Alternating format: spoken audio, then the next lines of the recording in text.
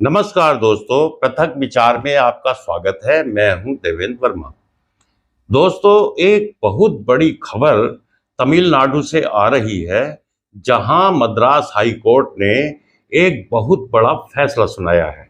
और ये फैसला जितना बड़ा है, उतना ही ये एक ऐतिहासिक फैसला है। तो समाचार ये है कि मद्रास हाई कोर्ट ने तमिलनाडु की सनातन विरोधी स्टालिन की सरकार को तगड़ा झटका देते हुए सनातनी मंदिरों के पैसे के इस्तेमाल पर बड़ा फैसला सुनाया है।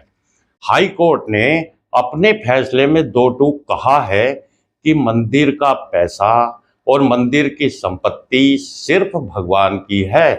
ये न तो सरकार की संपत्ति है और न ही ये जनता की संपत्ति है। इस पूरे पैसे और संपत्ति के मालिक सिर्फ भगवान हैं। दरअसल मामला ये है कि तमिलनाडु की स्टालिन सरकार ने मंदिरों के फंड से राज्य में मैरिज हॉल बनाने का एक प्लान बनाया था, जिसकी वजह से सनातनी जनता में असंतोष पनप रहा था। मद्रास हाई कोर्ट में ये मामला पहुंचा। इसके पक्ष और विपक्ष में जोरदार बहस हुई और अंततः हाई कोर्ट ने इसे गैर कानूनी और असंवैधानिक बताते हुए सरकार के आदेशों को रद्द कर दिया। तमिलनाडु का ये मामला सनातनी भक्तों की आस्था और सनातनी मंदिरों की दौलत के जबरन गलत इस्तेमाल का एक गंभीर सवाल खड़ा करता है, जिसका जवाब अब देश को मिलना चाहिए। तमिलनाडु की स्टालिन सरकार ने 2023 से 2025 के बीच 5 सरकारी आदेश जारी किए थे। इनमें मंदिरों के पैसे से शादी हाल बनाने की बात थी। सरकार का तर्क था कि हिंदू विवाह एक धार्मिक काम है, इसलिए मंदिर के पैसों से शादी हाल बनाना बिल्कुल जायज है, बिल्कुल ठीक है। इन शादी हाल को सरकार का किराए पर देने का भी इरादा था, ताकि लोग सस्ते में शादी के लिए शादी हाल पा सकें। सरकार ने तमिलनाडु के 27 मंदिरों में 80 करोड़ रुपए प्रति शादी हाल बनाने का ऐलान किया था, जिसमें पलानी का मशहूर अरुलमिगु धंदायुधपानी मंदिर भी शामिल था। हिंदू जनता इस फैसले से निराश और आक्रोशित थी, इसलिए ये बात हाई कोर्ट तक पहुंच गई। मंदिर कार्यकर्ताओं ने इन सरकारी आदेशों के खिलाफ याचिका दायर की।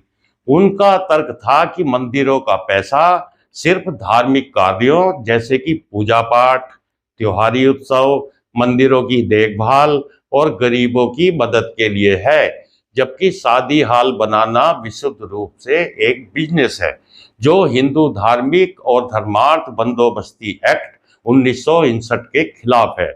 याचिका में यह भी बताया गया कि कई शादी हाल तो मंदिरों से सैकड़ों किलोमीटर दूर बनने वाले थे, जिससे भक्तों को कोई लाभ नहीं होना था और मंदिरों की भूमि का गलत इस्तेमाल होना निश्चित था। मद्रास हाई कोर्ट ने 19 अगस्त 2025 को अपना ये बड़ा फैसला सुनाया और कहा कि मंदिर का पैसा और संपूर्ण संपत्ति देवता की है, जिसे कानून में नाबालिग माना जाता है। ध्यान दीजिए, मंदिर का पैसा और संपूर्ण संपत्ति देवता की है और उस देवता को कानून में नाबालिग माना जाता है, इसलिए अदालत का फर्ज है कि वो इसकी हिफाजत करे।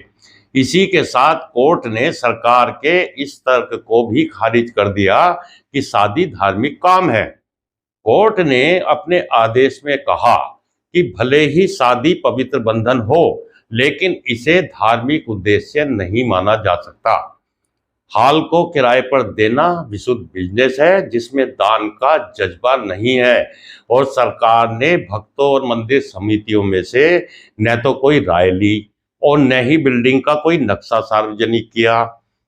कोर्ट ने सख्त लहजे में कहा कि मंदिरों का पैसा भक्तों की आस्था और दान देने वालों की भावनाओं से जुड़ा है। इसे गैर धार्मिक कामों में लगाना भक्तों के अधिकारों का हनन है। साथ ही कोर्ट ने पहले के फैसलों का भी जिक्र किया जैसे 2025 में आया सुप्रीम कोर्ट का वो आदेश जिसमें एक शॉपिंग कॉम्प्लेक्स बनाने के लिए मंदिर के पैसे का इस्तेमाल करने से सुप्रीम कोर्ट द्वारा रोक दिया गया था। मद्रास हाई कोर्ट ने यह भी कहा कि अगर मंदिर के पैसे का दुरुपयोग हुआ तो जिम्मेदार अधिकारियों से उसकी भरपाई कराई जाए। इस बात पर कोर्ट ने जोर देकर कहा है। तो देखा जाए तो ये फैसला मंदिरों की आजादी और भक्तों की आस्था की रक्षा के लिए मील का पत्थर है। तमिलनाडु में 36,000 से भी ज्यादा मंदिर, ध्यान दीजिए, 36,000 से भी ज्यादा मंदिर सरकार के कंट्रोल में हैं, जिसकी संपत्ति और पैसे का इस्तेमाल सरकारें मनमाने तरीके से अभी तक करती रही हैं। ये मामला सरकार के मंदिरों में अनावश्यक और मनमाने दखल को भी दिखाता है। कोर्ट ने बिल्कुल साफ कर दिया है कि मंदिर का पैसा सिर्फ मंदिरों का है, ये पैसा मंदिरों की बेहतरी के लिए है। एक सवाल ये है कि भारत का संविधान जब धर्मनिरपेक्ष है तो अकेले हिंदू धर्म को ही टारगेट क्यों किया गया है?